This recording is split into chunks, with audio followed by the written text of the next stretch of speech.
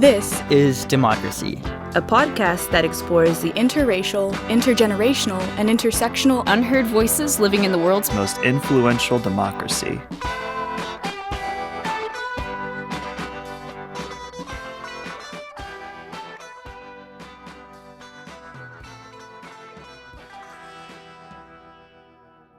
Welcome to our new episode today of This is Democracy. We've spoken in prior episodes about a variety of issues related to current democratic debates on the role of race in our debates about democracy, the role of athletics, and the role of teachers. And today we're going to talk about an issue that's in the news quite a lot now, and an issue that is a particularly difficult issue for many people to talk about, gender and democracy.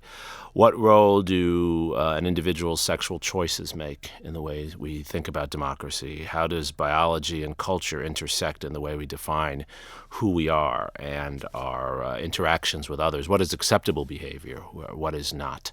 We're going to discuss those issues today with two individuals I have the good fortune of knowing very well, two of our star PhD students at the University of Texas, and two individuals working in fields that are often not, or in the past have not been particularly friendly to those with their genders. Augusta Dell'Omo is a PhD student in history, and she's working on security issues, foreign policy, particularly U.S. South African relations in the 1970s and 80s. She's working in a field that has traditionally been male-dominated. And as a young woman, I know she's thought about these issues a lot, and we'll have a chance to talk to her. And then we also have Christopher Rose, who himself has been very active in the podcast sphere. Chris is a graduate student at the University of Texas. He's also a lecturer at a variety of universities, St. Edward's and others in the area. And Chris is working on the modern Middle East. And Chris, as a gay man, is working in a field that generally has not been, at least publicly, friendly to gay individuals, and certainly in an area of the world that is often not friendly to gay individuals. So we'll talk about that as well. But before we talk to Augusta and Chris, we have, as always, a scene-setting poem from Zachary Suri. Zachary, what is your poem about today?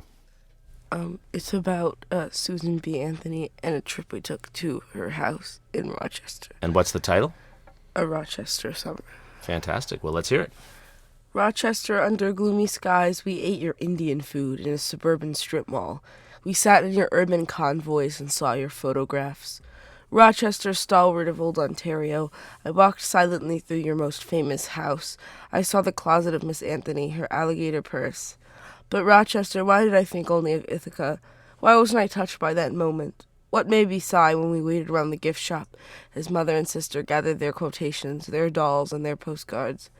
It may be, most beloved Rochester, that I felt distance from this reality not yet real, that I as a man could not take to heart this old remnant, that suffrage was just another suffering to suffer through in a damp classroom too early. It may be, Rochester, that I could not gather the significance as the councilwoman collected her buttons, as the scholar point guard star flipped through the postcards on the metal rack. Rochester, with your old flat irons, could I not see the house on a hill shining? Could I not hear the speeches resounding in the attic rafters? Was it that because I was and am a man I could not hear the ghosts along the sidewalks? Or was it, Rochester, that I refused? Was it that I could see the ghosts and close my eyes? Was it that I could hear the lost words but covered my ears? Was it that I couldn't remember, that I could and never would know? Rochester, on that summer afternoon, did I realize my inner judgment, my inner guilty remembrances, my prejudgments, my preconvictions, my private revolting notions? But I don't think so, Rochester. I think I knew all along that it tainted the sunsets, meddled with the moonbeams. Wow. That's very thoughtful. It brings back to my memory walking through Susan B. Anthony's house. What really motivated this poem, Zachy? Well, I wrote about it because I remembered walking through it and seeing how excited my sister was and my mom was to be there. And then, I don't know, I just didn't find it as interesting as they did, and I was kind of curious why. And you think it's because you were less interested in women's suffrage than your sister and mother? I think so, yeah. Mm-hmm. Well, that can serve as a good transition for us to talk about contemporary affairs, the experiences of Susan B. Anthony and other women suffragists in the late 19th century. were experiences that changed our society, but they were also very controversial experiences. They were subjected, the suffragists were, as were other activists, to negative comments and to attacks, personal attacks, many of which we see similar versions of today. Augusta, how do you navigate this space? You're not yet seeking a seat on the Supreme Court, but you are operating in a field, as we said before, where it's largely been white men who have written the history of American foreign policy. How do you think of yourself as a woman who's also writing on military and diplomatic affairs? Yeah, I mean, it's a challenge, and I think it's something that as I've gone through my graduate career, it's changed a lot. And I think the sort of assumptions that I had going into this process are very different than when you're faced with the reality of being in a particularly male-dominated field that is still male-dominated and is creating more space for scholars to offer something that's a little bit different than the traditional history, but you do still face resistance. Beyond just my gender, what I work on is a little unconventional. My dissertation doesn't exactly look at, just state officials, talking to state officials. It includes a wide variety of groups, and I think that comes from my perspective of seeing this discussion as not representing me and not representing my thoughts and how I think that other people think about foreign policy. I think I've been very lucky in that at UT we have a wonderful collection of graduate students and advisors that really foster a community where I have other female graduate students that are my good friends that work in this field, and we work together and rally together and elevate each other. And I think probably my biggest takeaway is I think I had this idea before coming into graduate school because of how our male-dominated society makes women feel that I could only be the only person at the table.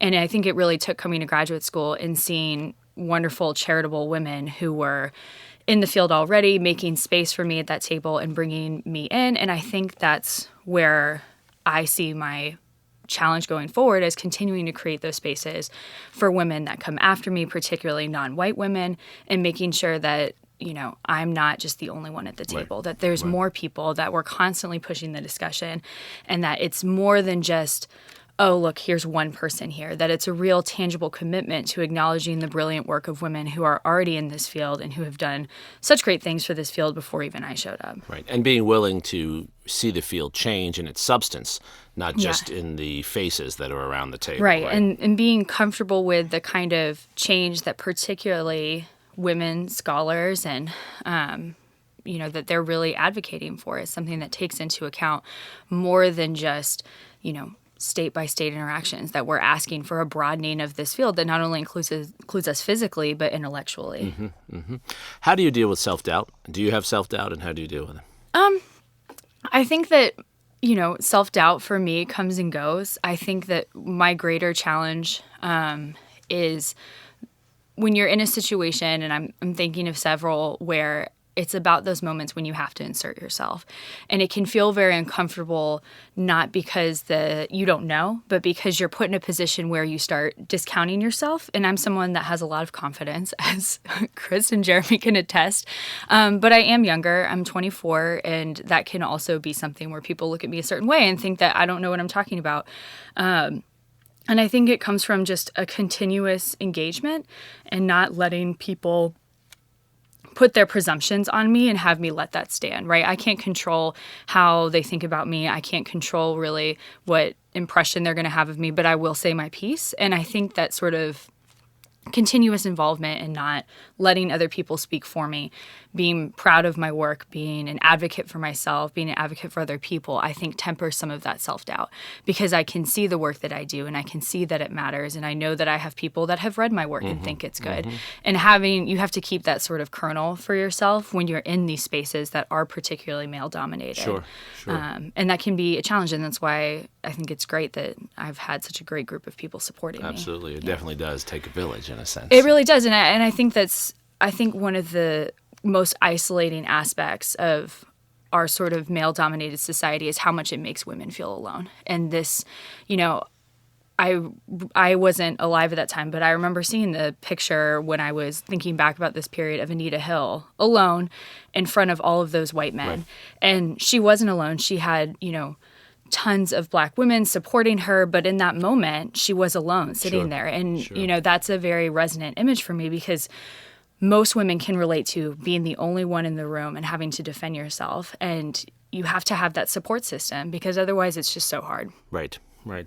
Chris, I can only imagine how difficult it must be to be studying a region that is violently hostile to people, in many cases, with your sexual preference. How do you do that? How do you think about that? That's an interesting question. And my field is actually, it attracts people who I think are a little outside of the normal mold. Mm-hmm. It's funny because a lot of people associate the Middle East with, that sort of hostility toward Westerners or toward people who are different. But there's also a great sort of toleration for the unspoken.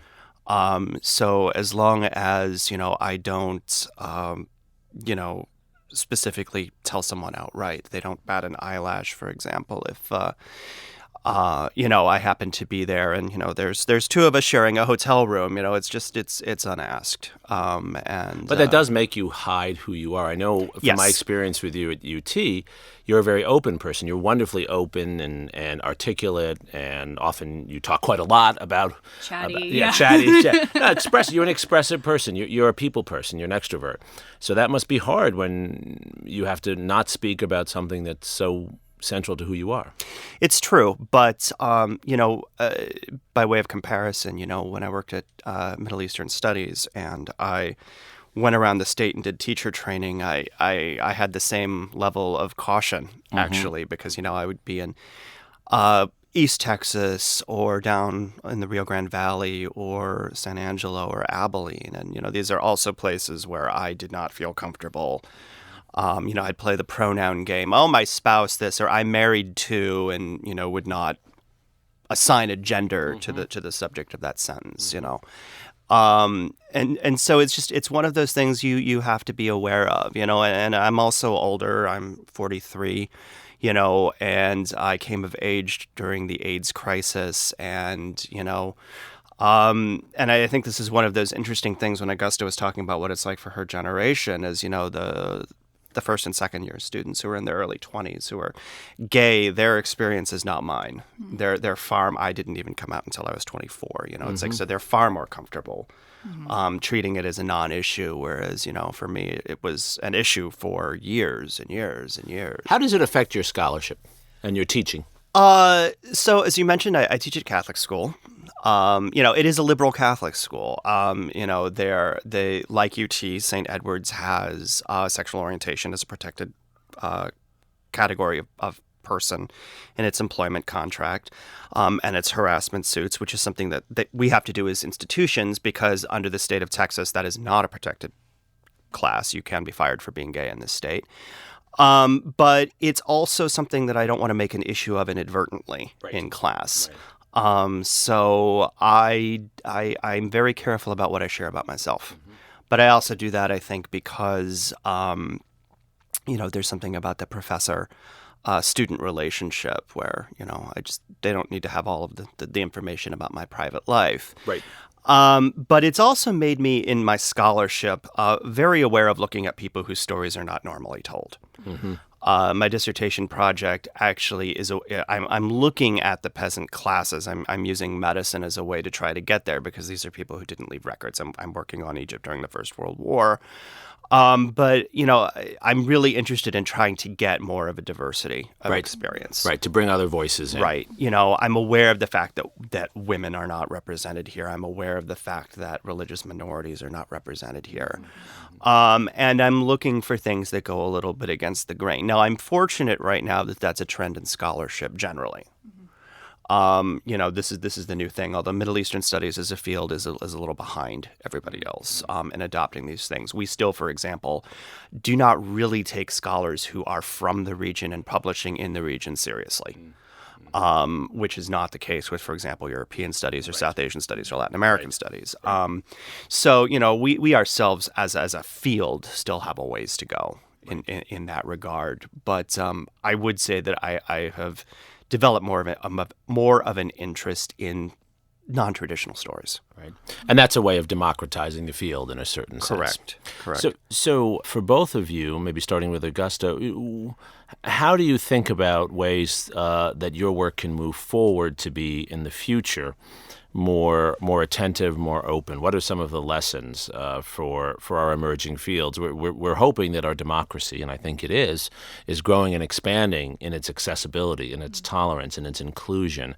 So what does that look like in the world that you're in as a female scholar, Augusta? For my dissertation or for just my general Just being work? just being a professor. Yeah. I kind of think about my work and sort of teaching as almost two halves of the same whole in terms of what I work on for my dissertation. As Professor Suri mentioned, is I talk about U.S. South African relations. And I talk about it sort of at the state level as one component. I talk about it at the congressional level, but I also talk about radical grassroots forces, both pro and anti-apartheid forces. And so that includes everything from white supremacists to African socialists. And so for me, I see that as truly encompassing the spectrum of American democracy, including the aspects that I think Americans are incredibly uncomfortable with talking about.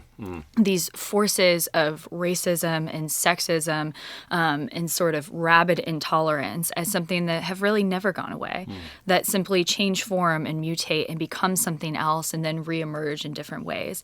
And I think my work requires, I hope, the people that read it an understanding of the kind of vigilance that we have to have and the sort of, I think, cultural laziness that Americans get into of not wanting to think about, let's not think about our past. And I think one of the things that I'm most happy seeing in my generation, in my students that I teach, is that they really do want to know and that they really do push and that they ask the tough questions. And I'm teaching right now 50 first years, and they are some of the most inquisitive students that I've had. That's and great. Just a real level of not shying away from the issues. We did an activity where we've just been reading one of the professors at UT, H.W. Brands. We've read his book on the Cold War, and I had them evaluate politicians talking about the Cold War based on this book, and they did a fantastic job. They're really bringing a more critical lens into how our leaders want us to talk about democracy and history. With attention to gender, with attention to those with issues. attention to what are these men saying about this experience? How does what they say vary from someone like Madeleine Albright? What is she seeing that they don't? And I think that all of that requires an idea of the more people that you can actually enfranchise, so much better these conversations become. And I think that's something where in the classroom I've become more attentive to gender too, as someone that has always been very outspoken.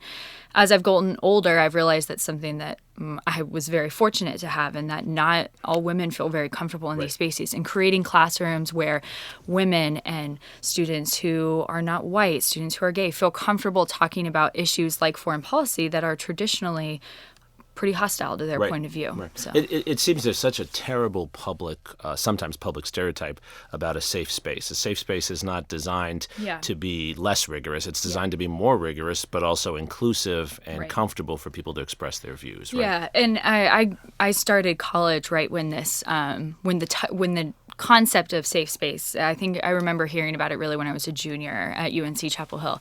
And it was so funny to me, this sort of hostility from people who weren't part of that and didn't see it, and they're acting like we aren't engaging these issues. And, I'm sitting here listening to conversations that are more rigorous and more challenging than anything I've ever seen coming out of the Hill. Right. There you go. That's great. Chris, how about you? The field is changing quite a bit. Middle Eastern women's studies is now a thing. There are a lot more studies looking at, for example, the underclasses, because Middle Eastern studies, I think, is one of the last historical subfields to really sort of abandon looking only at nobles. I mean, they weren't rich white men, but they were rich men, usually Muslim, because that happens to be the dominant demographic. But and so again, there's a lot more interest in looking at normal people like us, is the phrase that I tend to use with my students. It's like we want to know because if we were to imagine ourselves in that time period, right? We're not going to be the noble class. That's the 1%. We're the 99%. What is it like for somebody like us who is middle class, who is, working a job or going to school or this, that, and the other. And that's sort of normal everyday study is becoming much more prominent. The program for our big conference, Midi Studies Conference, looks remarkably different than it did when I first started going 20 years ago. Well, because these issues are more prominent. Because these issues are more prominent, because younger scholars are more interested in them. That other history's been written. Yeah. There's not much more to do there. It's so important to hear this because there are always people in our fields, and this doesn't just have to be academics we're talking about, who say or lament the loss of traditional topics of study. And it's not that old topics are being abandoned. It's that we're widening the frame to include new topics in and connecting those to the old topics. And why is it a threat to you that we are asking new questions? Right. I think is kind of where I always... Why do you feel we have to always study the same things Right. in the same Why do you ways? feel that what I'm doing is so impossible that it can't fit into your mold of what you think history should be? Mm-hmm. Yeah. Well, you moved the cheese. That's a phrase a teacher friend of mine taught me, where it's like, it's like the rat in the maze and gets really upset when the cheese gets moved to a new target, and so you've moved the cheese.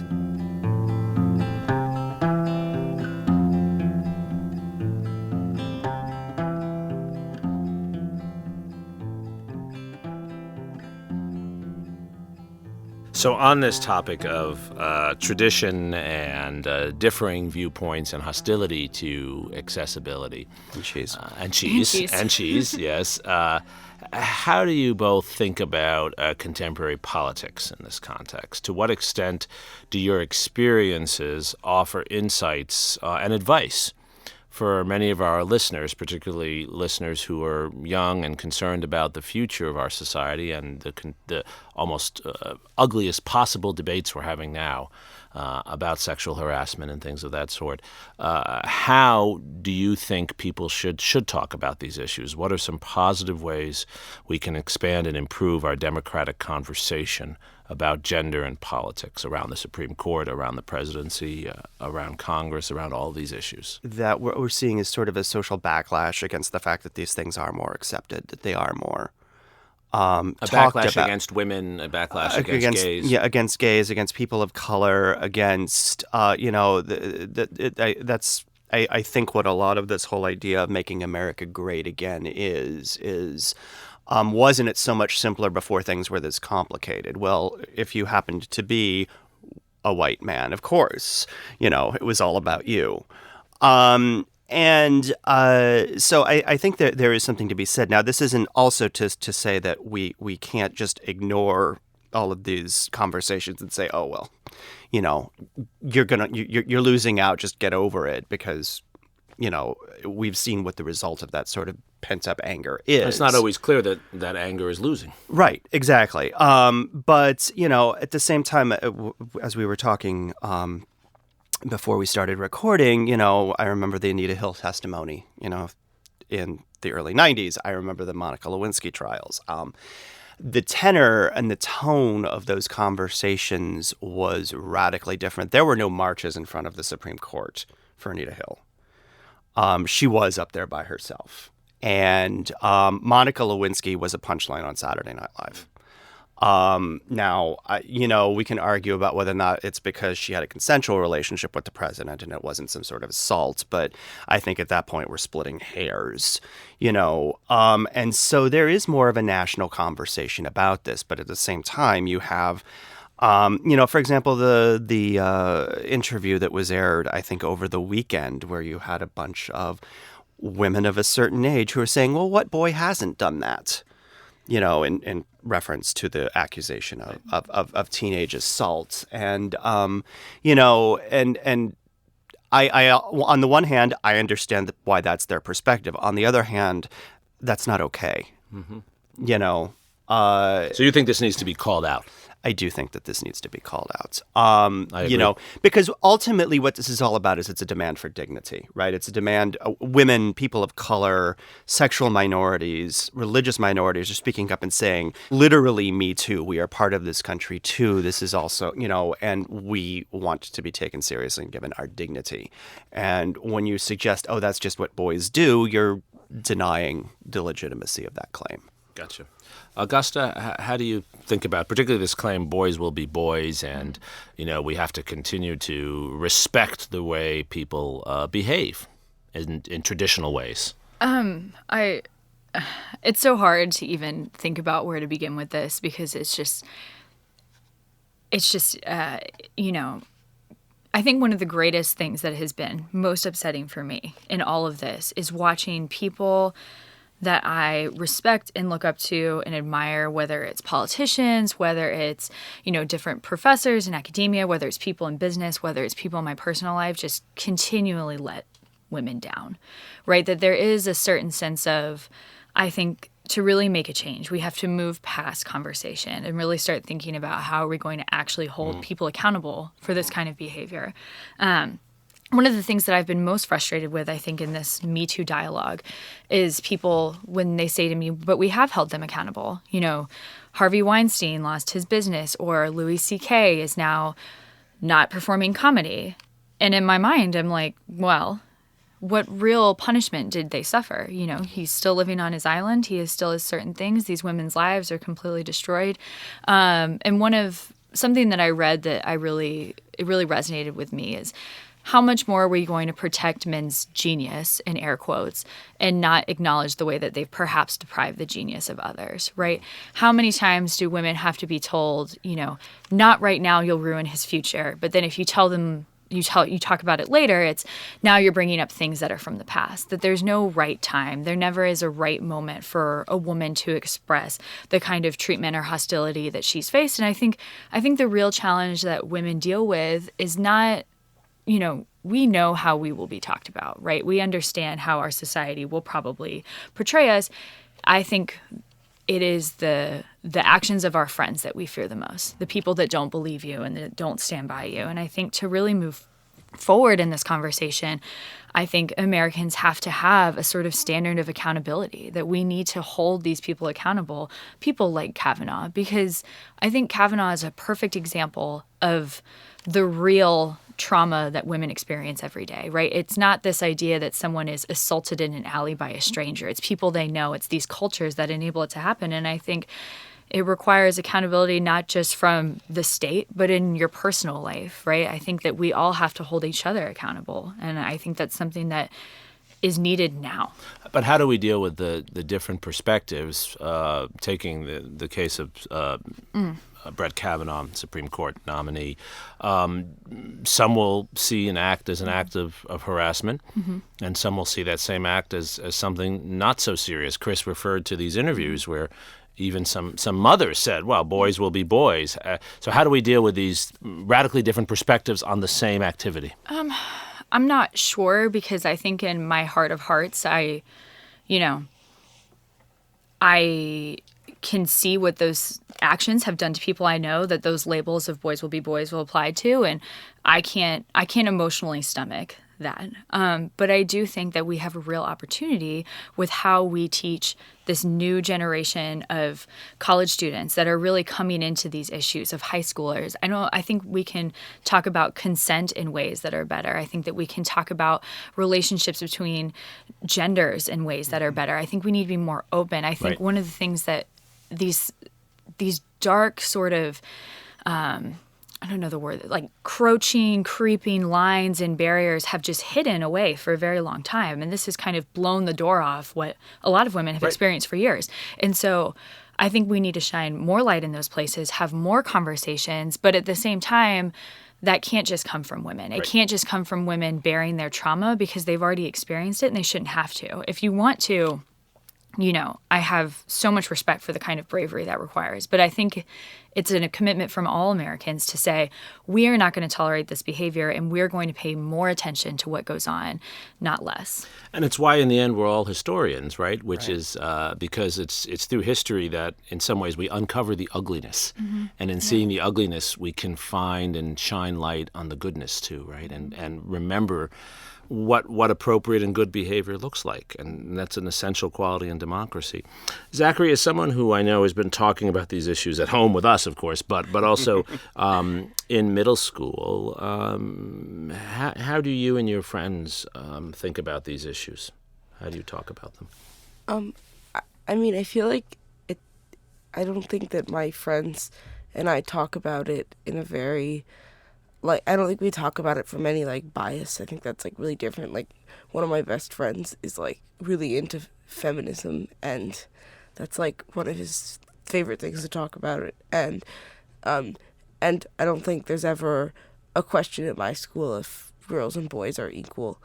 And I just don't think that that's really a problem with my friend. You see a better conversation among the youngest of our citizens in some ways. Yeah. Well, that's a very positive note to finish. And I wanted to ask you one last question, Zachary. Are you uncomfortable, you and your generation, seeing these kinds of issues discussed, or do you find it empowering to see these issues discussed and because it's in front of us every day in a way it wasn't when I was your age, or even when Augusta was your age? I think it's a good thing because I think it helps us understand. Like, I think it's like a teaching moment, and it teaches us about these issues that we would normally not talk about. Right. And I think if someone of like our generation is faced with something as horrible as this in the future, other people, hopefully our generation will be more willing to hear it and talk about it. Right. Which takes us full circle to Susan B. Anthony in Rochester, because one of the strongest arguments the women's suffragists and the various suffragists for different excluded groups made, an argument they made in the 19th century, was an argument that inclusion was not simply about individual rights. It was about improving the democratic conversation, that our society would address issues it did not address when people who were left out were now included. And that bad behavior, in the way Augusta described it so eloquently, that bad behavior would be understood and held accountable when you broadened the conversation. And that's, I think, the moment we're in now. This conversation today, I think, has, first of all, shown how, despite what we see on television, there's actually a very sophisticated conversation going on in some of the places that people criticize unfairly, in our schools. In our academic circles, in our personal circles, and that safe spaces are not spaces that are hidden from controversial discussion. Those are the places where these conversations are occurring. There are no easy solutions, but democracy is about confronting the history and the present of the ugliness and the difficult and trying to work through it. And I think we made some progress today. Thank you for joining us, and thank you for being so willing to talk about what are difficult issues. And we are continuing to move forward on our show here, and I'm particularly excited that we're expanding the range of democracy. This is Democracy. Please join us for our next episode. Thank you.